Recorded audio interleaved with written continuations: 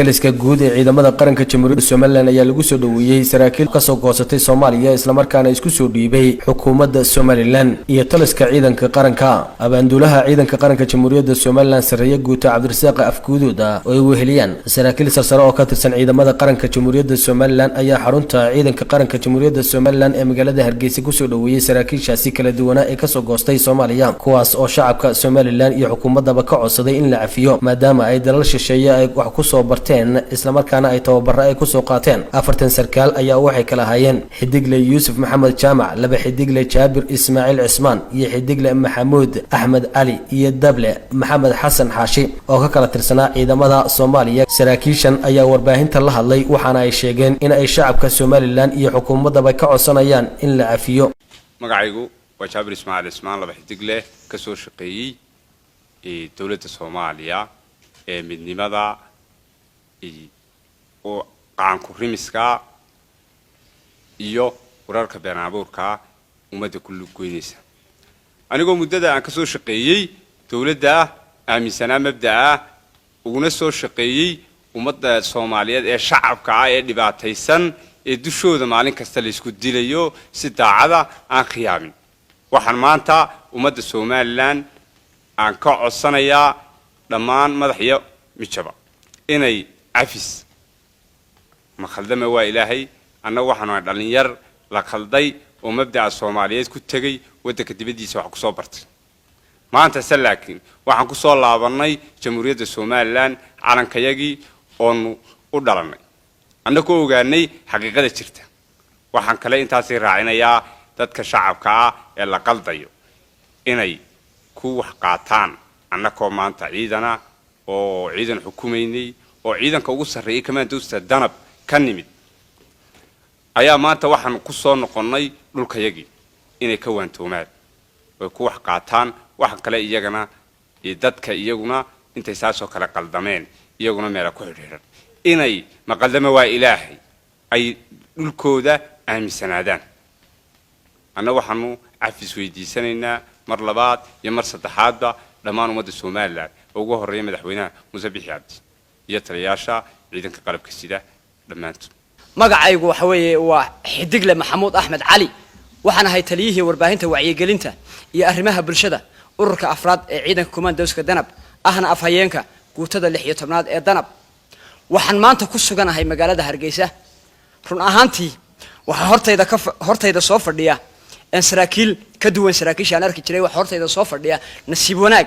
calankii aan ka soo jeeday iyo wadankii aan u dhashay. Soomaaliland iyo Soomaaliya waa laba dawladood. waxaan ogaaday oo yaqiinsaday inay reer Soomaaliya yihiin cadow Soomaaliland ay leedahay. sidaa la ashligeed markii aan eegay, markii aan ka fikiray, markii aan qiyaasay midnimada Soomaaliya sida afka loogaga dhawaaqayo iyo ficil ahaan sida aanay u jirin, waxaan xaqiiqsaday oo ku qancay inaan dalkaygii hooyo ku soo noqdo. horta marka koowaad dhammaan reer Soomaaliland madax iyo mansho waxaan ka codsanayaa inay na cafiyaan oo dambigaanu ka galay ay naga cafiyaan. ma khaldame waa ilaahay oo bini aadan baanu nahay. marka labaad waxaan u dirayaa fariin dhalinyarada reer Soomaaliland. nidaamkan Soomaaliya ka jira ee ah waxba la hagaajiyay waxba la dhisay waxba halka la gaarsiiyay in waa nidaam anagu aanu sameynay waa nidaam gacan ku rimisa ma aha nidaam waxba ka jiraan. magacaygu waa Xidigle Yuusuf Maxamed Jaamac, waxaan ka soo shaqeeyay meelo badan oo kala duwan oo ciidamada Soomaaliya. anigoo aaminsanaa run ahaantii waa aan waxba ku salaysnayn ee beenta ah ee Soomaali weyn ahaa. run ahaantii waxaan ahaa arday jaamacad dhiganayay la khalday ma khaldamana waa ilaahay. horta marka ugu horeysa waxaan codsi u dirsanayaa ummadda reer Soomaaliland dhammaanteed ee dalka Soomaaliland ku nool. waxaan ka bilaabayaa madaxweynaha Jamhuuriyadda Soomaaliland mudane Muuse Biixi Cabdi, taliyaasha kala duwan ee ciidamada qalabka sida in ay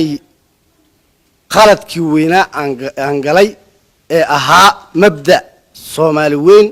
calankoodana aan garabka ku xidhay inay tahay iga cafiyaan marka koowaad. marka labaad waxaan rabaa inaan u cadeeyo dhalinyarada iyo hadday ciidan tahay day shacab tahay reer Soomaaliland in somalilan ay tahay dal madax bannaan annagana aan ka ahayn dad ka khaldamay haddana dalkoodii kusoo laabtay oo cafis weydiistay intaasaan rabaa inaan kusoo koobo oo aysan jirin wax la yidhaha soomaali weyn somalilan ha noolaataan leeyahay cafis baan la weydiisanayaa dhammaan sidaan hore u sheegay anigoo kasoo bilaabaya madaxweynaha jamhuuriyadda somalilan magacaygu waa maxamed xasan xaashi oo ka tirsan guutada gorgor ururkeeda 6aad darajadeedu waa dable waxaan ka tirsan ahurinta 3aad kooxdeeda 2aad unugeeda 1aad waxaan codsanayaa dhammaan ummadda Soomaaliyeed waxaan ku codsanayaa in la yafiyo anigoo waxaan ku tababar ku soo qaatay dalka dibadda iyo dalka gudihiisaba oo guutada gorgor ciidamada commandoska waxaan ummadda Soomaaliyeed ka codsanayaa dhammaan in la yafiyo dawladda Soomaaliyeed waxaan ka codsanayaa dhammaantood inay yafiyaan oo waxaan ku takhasuska iyo cilmiga iyo aqoonta soo bartayna in aan ugu shaqeeyo dalkayga hooyo dhalinyarada Soomaaliland isku tababarka hayn isku koorsooyinka hayn waxaan u sheegay iyagana in ay Soomaali weyn iyo midnimada la sheegay aan waxba ka jirin waxaan ka codsanayaa ummadda Soomaaliland dhammaantood inay yafiyaan ugu dambeyntii waxaa halkaasi ka hadlay abaanduulaha ciidanka qaranka jamhuuriyadda Soomaaliland Cabdirasaaq Siciid Afguduud waxaan soo dhaweynayaa saraakiisha iyo askarta ka soo goosatay mabaadi'dii Soomaali weyn ee lagu qalday ka soo noqotay ee Soomaaliland isu soo dhiibtay waan aqbalay processkiina horena uu dhamaaday processkii sharciyada dambana wuu socdaa waana soo dhaweynaynaa Cabdiqaadir Cabdullaahi Nuur telefishinka qaranka Soomaaliland Hargeysa